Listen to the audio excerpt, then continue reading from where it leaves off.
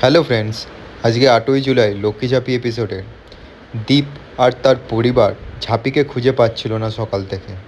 চিন্তায় দীপ কলকাতা যাওয়ার সিদ্ধান্ত নেয়, কিন্তু তখন ঝাঁপি ঘরে চলে এসে এবং দীপকে বলে সে সকালে কলকাতায় গিয়ে চিফের সাথে দেখা করতে গিয়েছিল।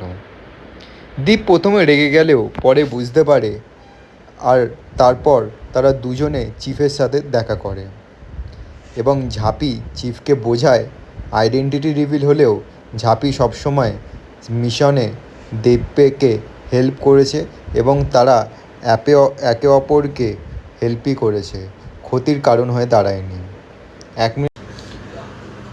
পরের এপিসোডে দেখাচ্ছে যে চিফকে ঝাঁপি ক্ষমা চাইছে, কারণ তারা দ্বীপের আইডেন্টিটি অন্য কারোর কাছেও রিভিল করে ফেলেছে। এতে চিফ প্রচণ্ড রেগে যায় এবং দীপও তার কাছে ক্ষমা চায়, কিন্তু চিফ সেই ক্ষমা তাদের কাছ থেকে নেয় না। তাই দীপ বলে যে কোনো শাস্তি সে মাথায় পেতে নেবে। তারপর চিফ তাকে 6 ঘন্টা টাইম দেয় ও 6 ঘন্টার মধ্যে নিজেকে এলিমিনেট করতে বলে।